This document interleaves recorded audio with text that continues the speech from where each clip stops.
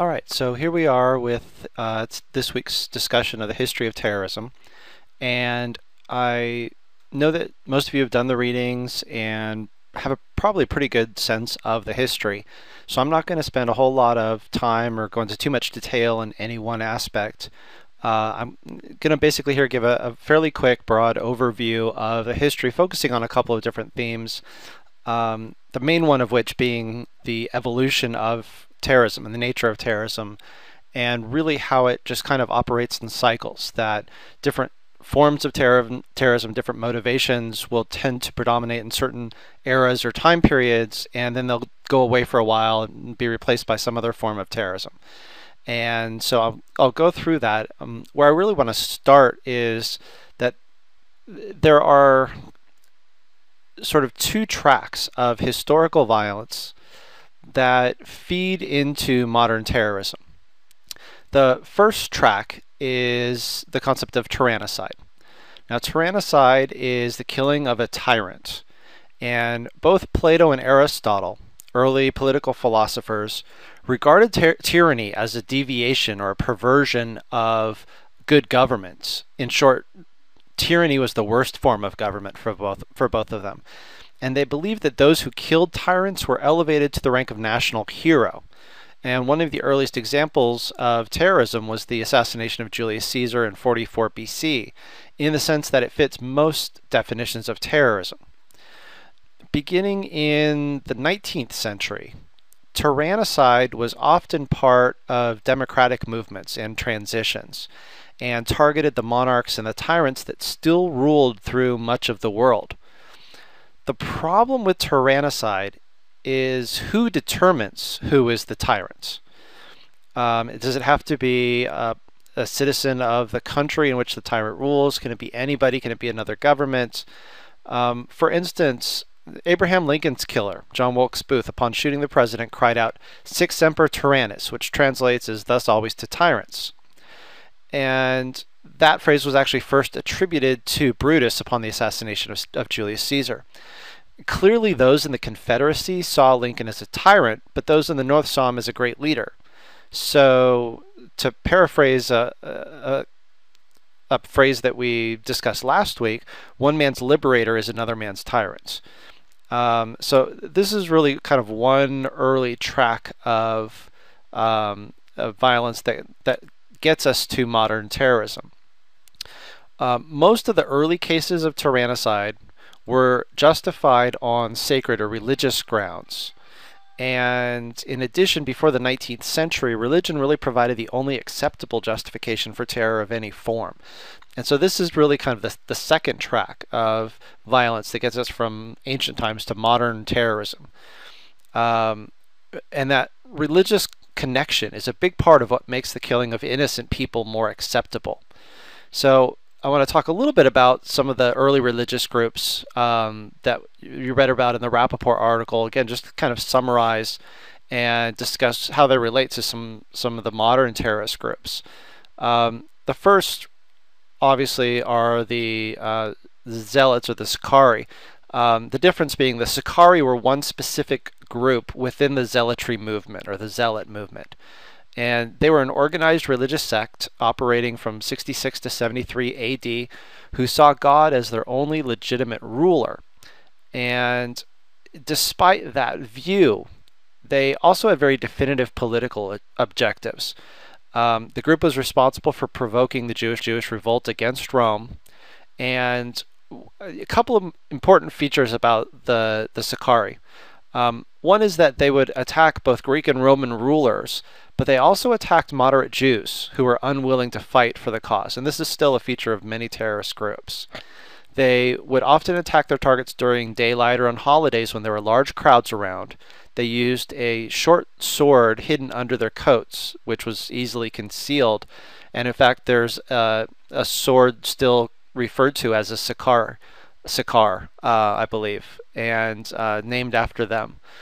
Activities that they engaged in included burning the public archives and granaries, as well as sabotaging water supplies. Now, one of the reasons that they did this, particularly targeting public archives, was to erase all records of debt. There were no, hard drives and backup servers and thumb drives at the time. So if you destroyed the public archives, you essentially eliminated any records of debt that existed. Hundreds of them committed mass suicide rather than surrender to the Romans.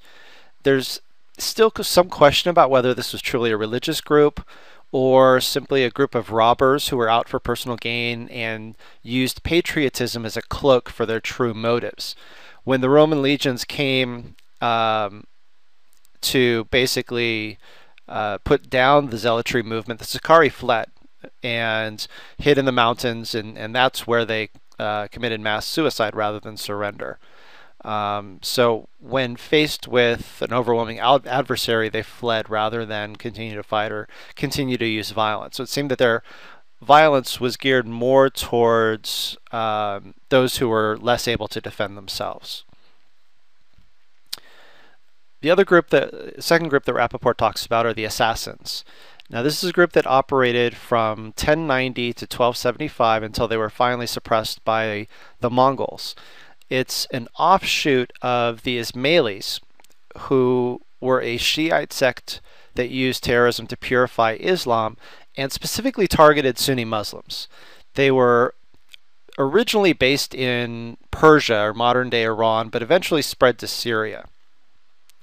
They were led by a man named Hassan ibn al-Sabah, also known as the Old Man of the Mountains. And they were motivated by promise of paradise if they killed, as well as unlimited access to drugs if they were successful. The term itself, assassin, is obviously still used today, as is the word zealot, but it comes from the Arabic hashashin, which means hashish eater or one who is addicted to hashish. There's still debate about the role of drugs with the assassins. Some argue that it was used to control them, used by al-Sabah to control his followers. Some claim it was simply a reward. Rappaport himself argues that the name simply was given to them by locals who saw their behavior and saw it as unconventional, as if they were on drugs, and gave them the term hashish eater or hashashin. A couple of things that the assassins did. For one thing, what al-Sabah would do to impress other leaders, other warlords, is he would order his acolytes or his followers to stab themselves or to leap to their deaths from the castle walls on his orders to show how much influence he had over his followers. They would spread terror among religious enemies, including women and children. They operated in secrecy, unlike the zealots to some extent, often disguised themselves as foreigners, sometimes as Christians, and even allied with some Christian crusaders against other Islamic groups. Like the zealots, they typically used a dagger to kill their targets. For them, murder was kind of a sacramental act, and this is the case with a lot of religious groups even today. That it was a way of cleansing yourself of sin and increasing your chances of getting to heaven or paradise or some afterlife. Typically, the assassins were willing to be caught and killed after their missions. And for them, being imprisoned or running away was shameful. And so it was much better for them to die as part of their mission or to be caught and killed. Over time, the term assassin eventually came to refer to political murder. And so maybe that gives us some sense of who their primary targets were. There's some anecdotal evidence about, or anecdotal stories about the assassins that they at one point became so influential and leaders were so fearful of them that leaders would sleep in their armor as further protection from an assassin attack in the night, or that a leader would wake up in the morning and find an assassin dagger in their pillow with a note saying, we were here, next time you won't wake up, something to that effect. And so they had the ability to generate quite a bit of fear among a larger audience, and sometimes would target women and children. That was sort of indiscriminate, but again, their primary targets were leaders that threatened their existence or that threatened their influence. The third group that Rappaport talks about are the thugs. And this was a Hindu sect in India which became organized in the 11th century and lasted for hundreds of years, really until they're finally destroyed by the British in the 1800s. The thugs targeted travelers and would strangle victims with silk ties before robbing them.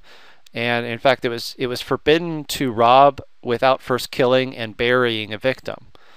Their targets were largely indiscriminate, but there were some immune classes, some classes of people that they would not target, and they also tried to avoid targeting Europeans.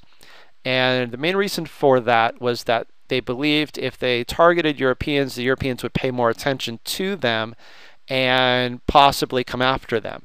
And this is similar to what we see sometimes with certain terrorist groups. For example, a lot of Palestinian groups intentionally avoid targeting Europeans and even Americans because those are the groups that might help them in negotiations with the Israeli government, might be able to put some pressure on the Israeli government. Likewise, the Tamil Tigers in Sri Lanka would often attack shipping in the Indian Ocean, but would avoid attacking Americans and European ships for that same reason. They didn't want to be to get too much negative attention from countries that could, in fact, help the Sri Lankan government against the Tamil Tigers. Their primary goal was to satisfy the goddess Kali, who's pictured here in the bottom right. And so their justification for killing was to satisfy her bloodlust. They generally strove to avoid any kind of publicity, which again is true for a lot of religious groups today. And like most religious groups, they felt that they didn't need publicity because their primary audience was the higher power, and that higher power knows what they've done, so they don't need to publicize what they've done. Of the three groups that Rappaport talks about here, the thugs probably are the furthest from modern terrorist groups. It's really not clear whether they were practicing religious terrorism or were simply crooks using religion to justify their material motives. They didn't really seek to generate fear, and if they had political aims, they're not easily discernible. Now, we can encounter the same problem in defining a lot of current religious groups as terrorists, but the main thing really is it's not clear if they had any desire to terrorize a larger audience. So they might be more comparable to maybe like river pirates in China today as opposed to terrorist groups. The term thug now tends to characterize someone who uses force to get their way or someone who engages in criminal activities. And so those are kind of the three groups that Rappaport talks about. And I think maybe the primary takeaway point, besides just some of the common things that these groups did and how we can compare them to modern religious groups, really is that there are religious groups that span all of the religions. You have, in Rappaport's case, Jewish groups, Muslim groups, and Hindu groups. And not to be outdone, one of the groups that he doesn't talk about is that, or the religion that he doesn't talk about is Christianity. And Christian sects often resorted to violence during the Middle Ages. These groups typically followed a charismatic leader and fought for the purification of Christianity. A lot of times they would target Jews and those who they thought were Christian in name only. And there's actually I'll give you a specific example. There's a sect that emerges in Germany following the Reformation known as the Anabaptists. And this is, not to be confused by Anabaptist groups that exist today and are peaceful, but given the same name. The Anabaptists during the Reformation or following the Reformation saw themselves as God's chosen instruments in the violent campaign against sinful Catholics and Protestants. And so, not to be outdone, Christianity follows the same kind of pattern that all these other major religions do in terms of producing violent groups. During the Age of Absolutism, roughly the 1600s and 1700s, political assassinations become relatively infrequent. And part of the reason for that is that religious conflicts begin to lose their acuteness, and the idea of regicide and tyrannicide kind of goes out of fashion. There's a lot more solidarity among the monarchs to stamp out threats to their rule. And what you have instead are less targets specifically at the leaders and more focusing on the system. And you get a rise in revolutionary attitudes primarily focused on republicanism, bringing about a republic or a representative or democratic type of system. One leading advocate of tyrannicide during this time period was a Spanish Jesuit scholar, a guy by the name of Juan de Mariana, who stated that if in no other way it is possible to save the fatherland, the prince should be killed by the sword as a public enemy. Now, not only is this sort of an odd statement to hear from a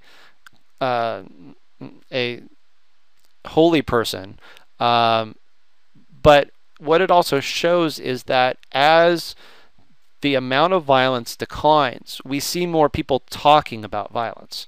Whereas prior to this point, you had more violence and people weren't really talking about it. It was something that was sort of accepted as a part of politics, a part of life.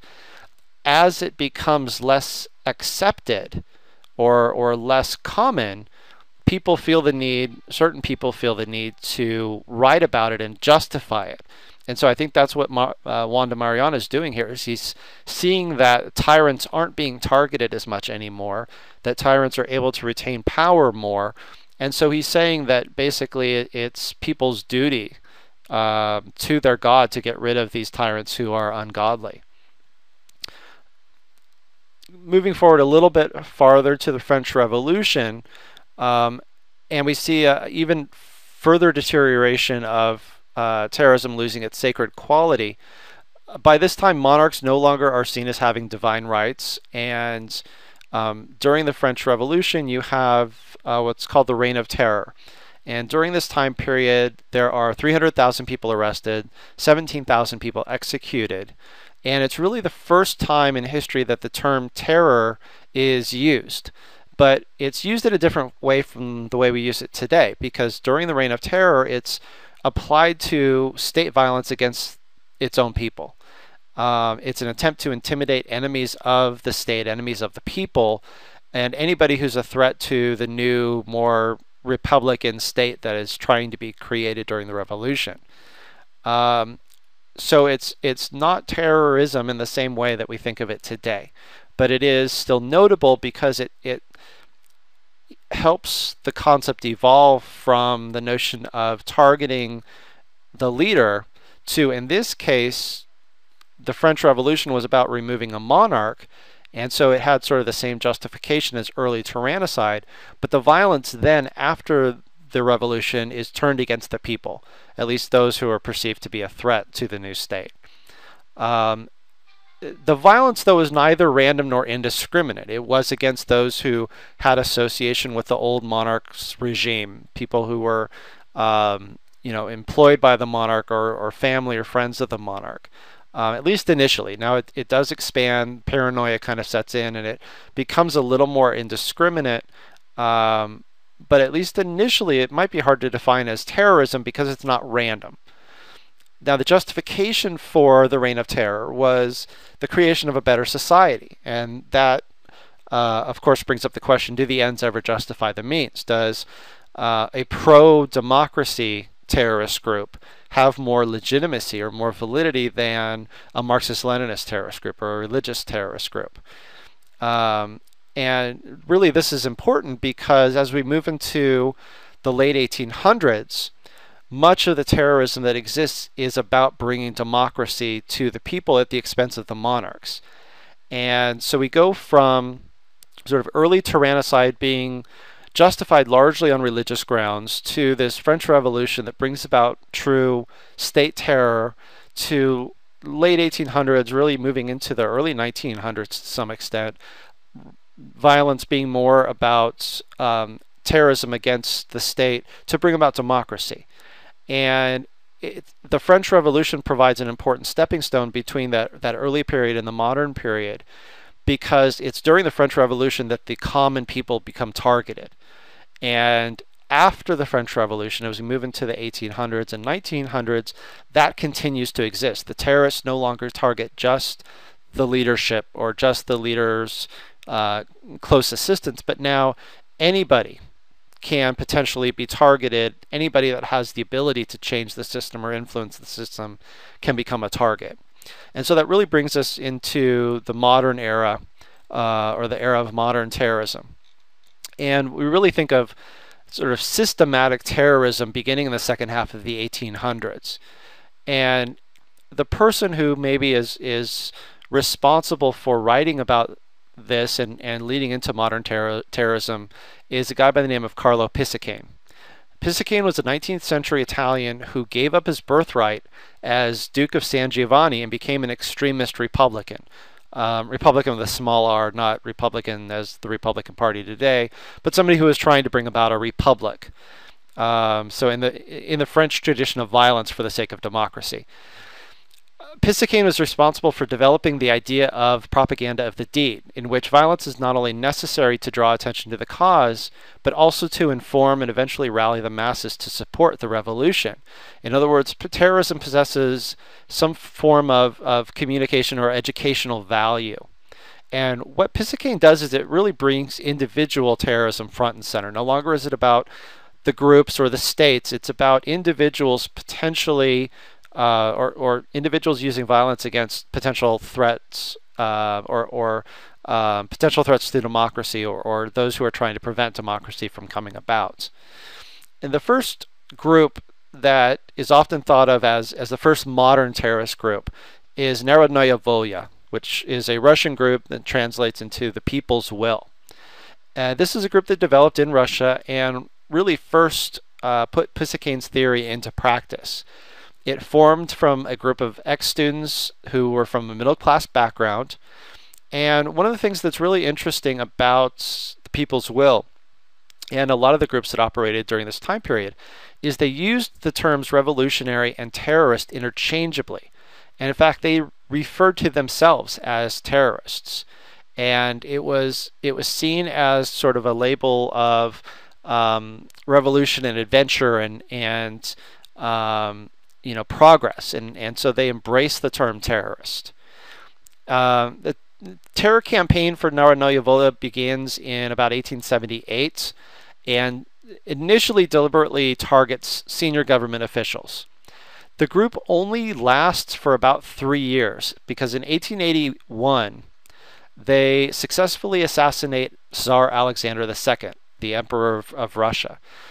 And the result of that is that Alexander III comes in, who I believe is Alexander II's nephew, comes in and cracks down on the population so greatly that the group is destroyed, that the government crackdown is so complete that it essentially eliminates Narodnaya Volya and a lot of other supporters and sympathizers and people who weren't even associated with the group.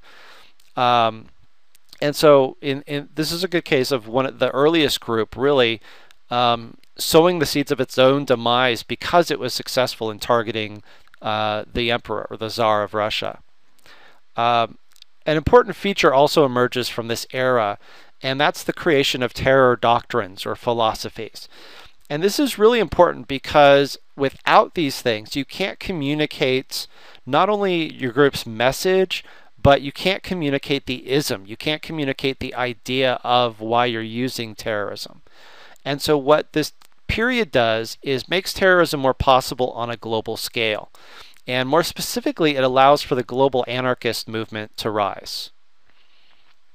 Now, the anarchist movement was founded on the idea that all government authority is undesirable. So whether it's a monarchy or a communist state or a democracy, they're all corrupted and they all should be destroyed. The early anarchists based a lot of their activities on the writings of a man named Mikhail Bakunin, and especially his Revolutionary Catechism, in which he advocates absolute rejection of every authority, including that which sacrifices freedom for the convenience of the state. Now, Bakunin also kind of liberally borrows from Carlo Pisacane.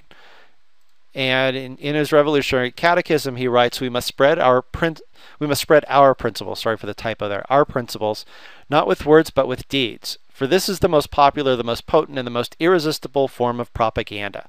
So you can say he's talking about propaganda of the deed here without specifically quoting Pisacane. So in short, the anarchists sought to abolish government and were willing to use force to do so.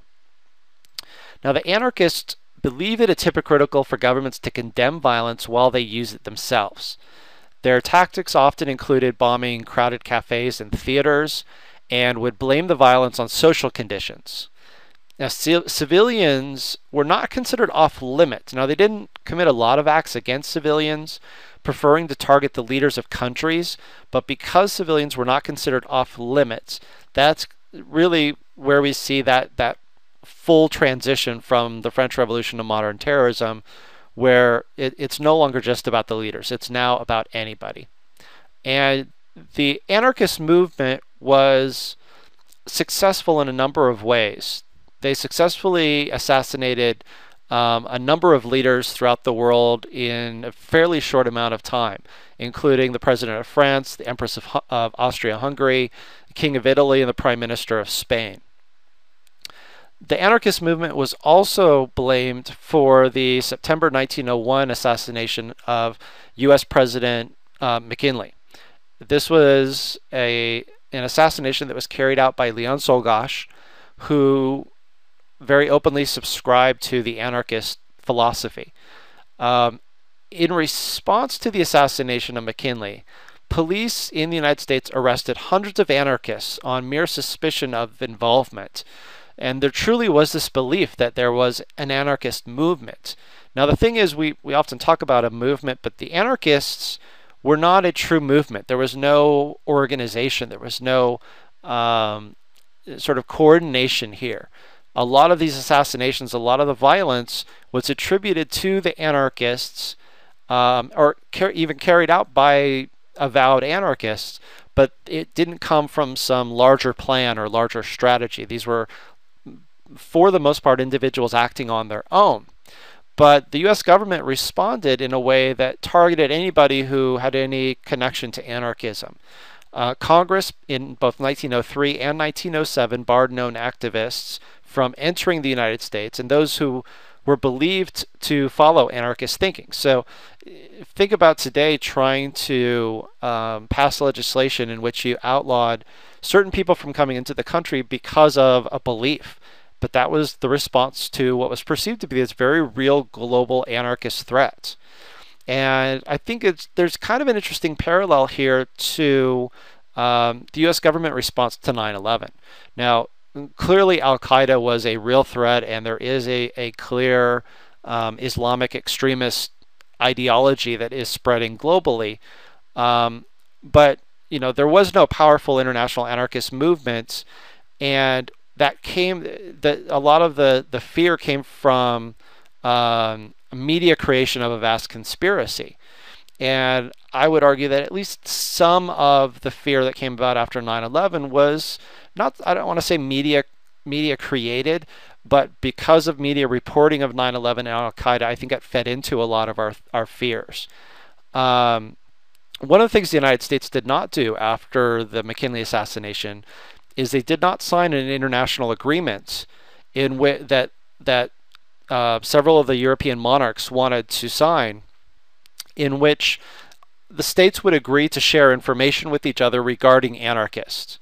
And there were two reasons the United States did not do this. First of all, they didn't really trust the monarchs of Central and Eastern Europe to provide them with information about American citizens or to get information from them about foreign citizens. The other reason was maybe a more practical reason. The U.S. didn't have a national police force at the time. And so it didn't have a way to collect information about anarchists. They didn't have a way to really gather the information that it would need to share. And so it refused to sign this international agreement, but did crack down pretty heavily domestically on anybody who was thought to be related to the anarchist movement. During the late 19th century, or late 1800s, early 1900s, we can also point to kind of a unique aspect of the United States, and that's working class terrorism.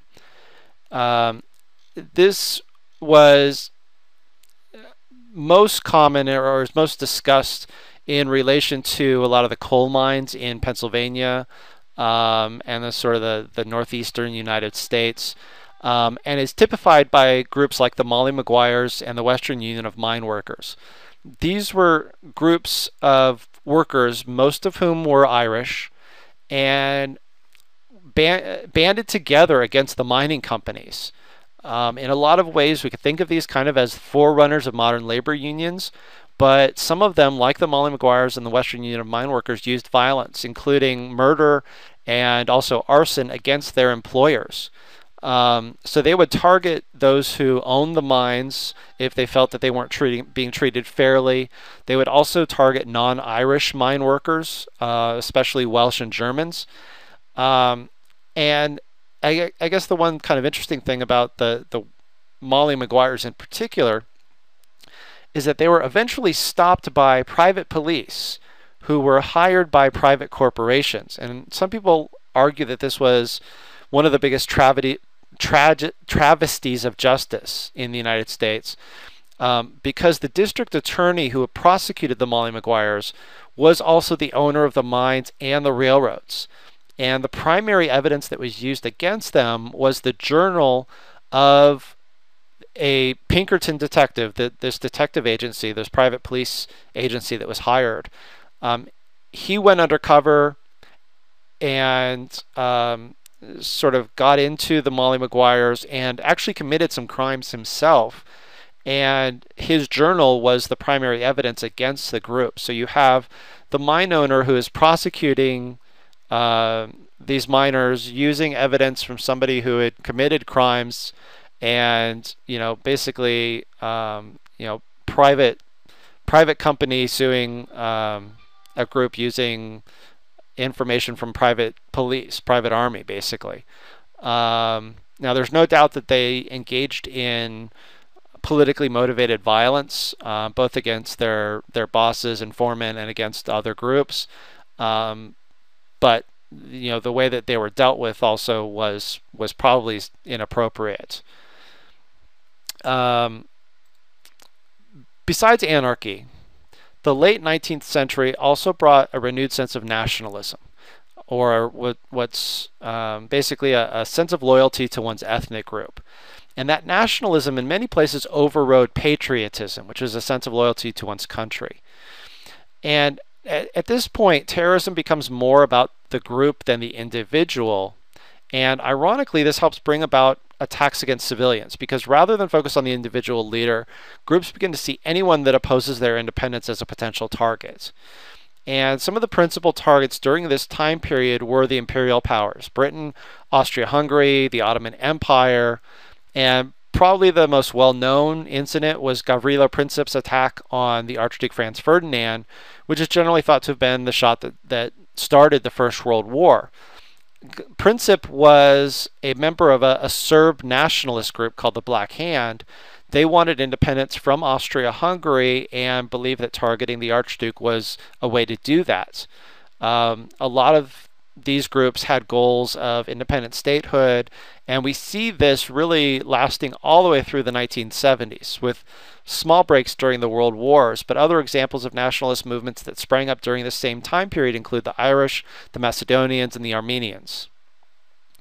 Now, during the interwar period, political violence becomes less about social revolution and nationalism and more about repression of populations by dictators. And it's kind of a return to state terror as a dominant type of terrorism.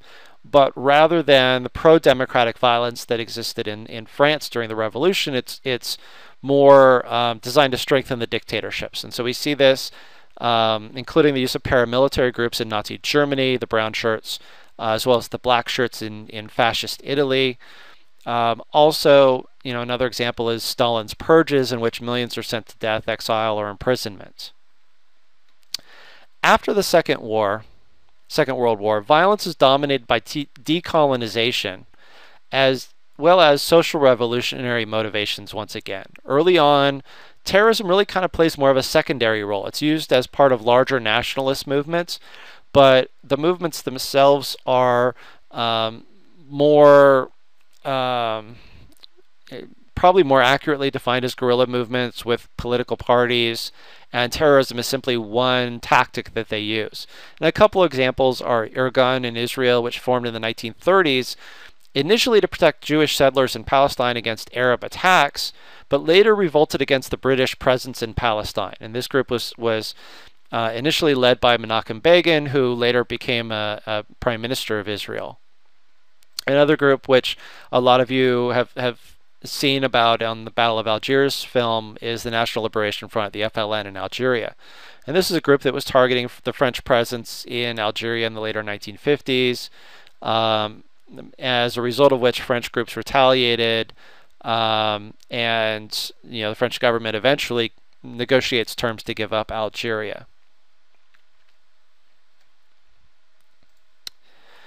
After the 1960s, when we're entering the Cold War era, terrorism becomes more central to international politics. We see a rise of terrorism both from below and from above in a number of different forms. For one thing, we see a rise of Marxist-Leninist groups during the 1960s and 1970s, and this is especially true in Europe, Latin America, and Asia. But we also see this kind of violence in the United States with groups like the Weather Underground, as well as some pro-Castro groups and that type of thing. We also see an increase in state sponsorship, particularly from the Soviet Union supporting Marxist-Leninist groups. And this is important because when the Soviet Union declines, a lot of that sponsorship goes away, and those groups tend to die out in fairly large numbers. We also see the response to the communist threat that the Soviet Union is supporting, particularly in Latin America, is the use of death squads, which is essentially just another form of state terror. These were used by right-wing dictators in places like Argentina, Chile, and Greece during the 1970s, as well as by elected governments in El Salvador, Guatemala, Colombia, and Peru during the 1980s. And so, Latin America is where we see this the most, but Greece also experiences these types of death squads. And 1968 is particularly a watershed moment for modern terrorism. It's the first commercial plane hijacking, the El Al plane.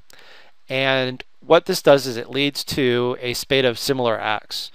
And that's another kind of important point to take away from this history, is that terrorists like to replicate one another. When they see a tactic that's successful, they want to emulate it, or they try to emulate it. And that was something that happened in the late 1960s, initially with the airline hijackings.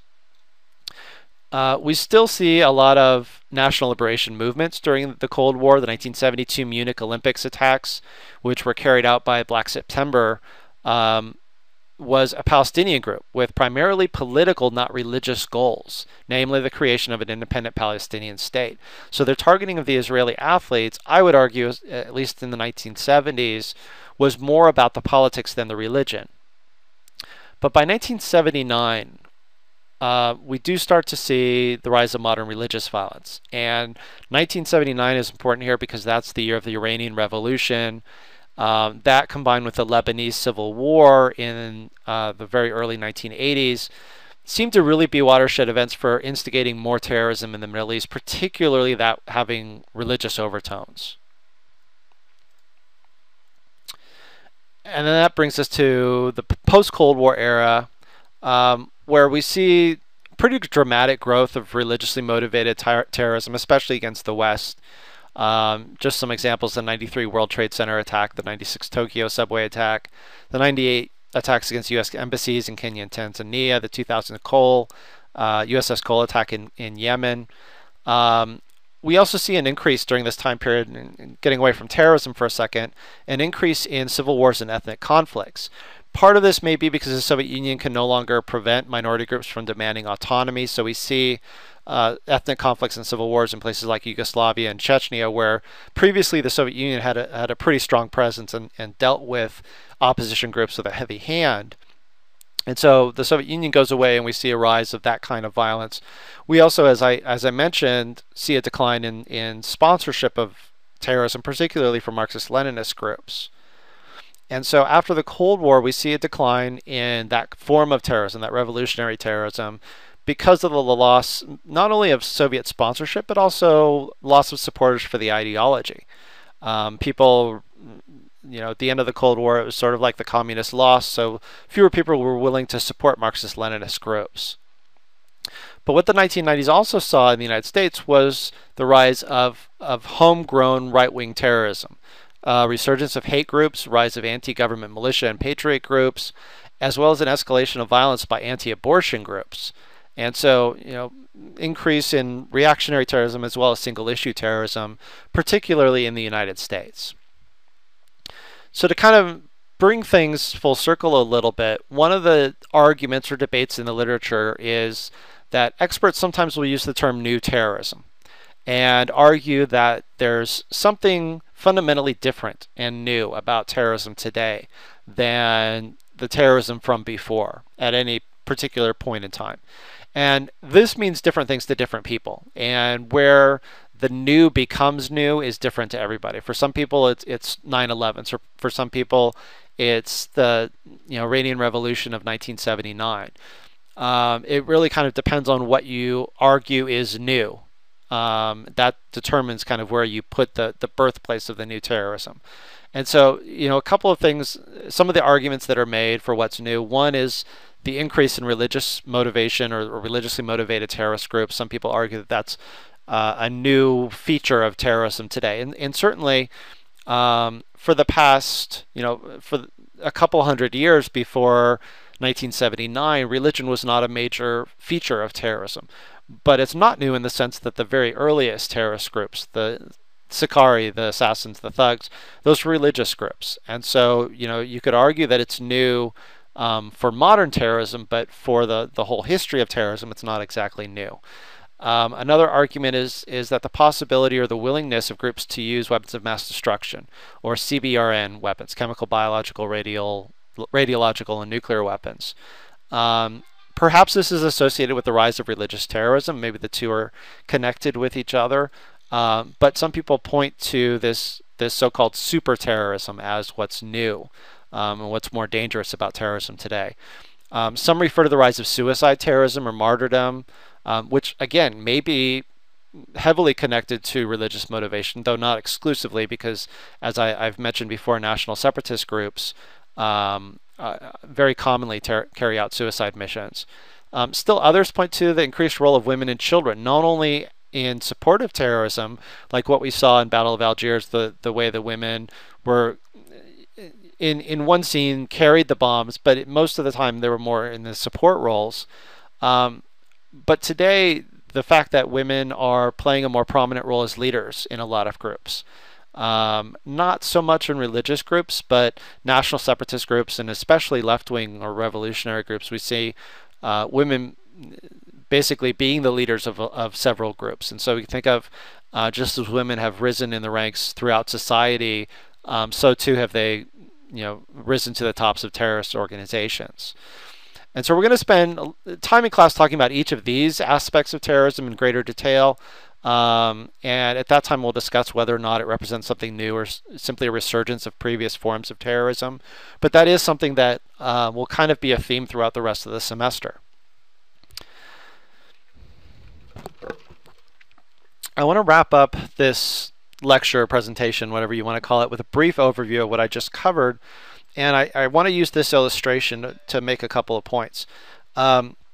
This is meant to represent sort of the trend of terrorism history. It's not to scale, so that I don't want to put specific years up here. And it includes both global trends, such as the anarchists, as well as trends within the US, such as the rise of the Klan, which we're going to talk about later in the class. According to David Rappaport, which was, I think, one of the supplemental readings today, modern terrorism exists in 4 waves. So you have this pre-modern terrorism that exists prior to the revolutionary groups and the anarchists, prior to Narodnaya Volya, or People's Will. Since that point, when modern terrorism begins, Rappaport argues that modern terrorism has experienced 4 waves. The first wave is what he calls the anarchist wave, and it lasts from about the 1880s to about the 1920s, roughly 40 years. The second wave is an anti-colonial wave, which lasts from about the 1920s to about the 1960s, again, roughly 40 years. The third wave lasts from about the 1960s to about the 1990s, about 30 years, and Rappaport refers to this as the New Left wave. This is the wave of terrorism that was most prominent during the Cold War that I talked about, largely sponsored by the Soviet Union.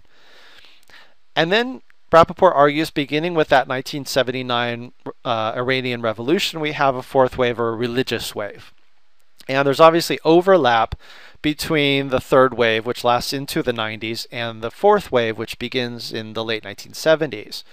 But this is kind of how Rappaport portrays a picture of the evolution of modern terrorism, that you have sort of a left-wing wave followed by a national separatist wave, followed by another left-wing wave, followed by a religious wave. The point being that every so often, every 30 or 40 years, roughly every generation, there's a new prominent type of terrorism. That doesn't mean that other forms of terrorism don't continue to exist, that people don't continue to carry out violence in the name of other things, but that one of those motivations tends to be dominant over the others and kind of defines that wave. And if you buy his argument, and if you accept that the religious wave starts in about 1979, what that means really is that we're within a decade of the completion of this fourth wave. That, you know, it's already been about 30 years since the fourth wave started, and so we may be coming to a fifth wave. Now, what that wave might be, I don't know. It could be a return to leftist wave. It could be a return to a rightist wave. It could be a more national separatist wave. It could be something else we haven't seen before. Maybe another anarchist wave. But the point is that the importance of religious terrorism might be on the downward slope. Hard to say. Obviously, there aren't a lot of samples here to go on, but that's Rappaport's argument anyway. And a lot of people accept it, that even if it doesn't predict something in the future, it's at least a good way of thinking about the evolution of the history of modern terrorism. So that wraps up what I wanted to cover today, and I hope I was clear enough with this. I know I can't get into too much detail, unfortunately, but hopefully this was helpful.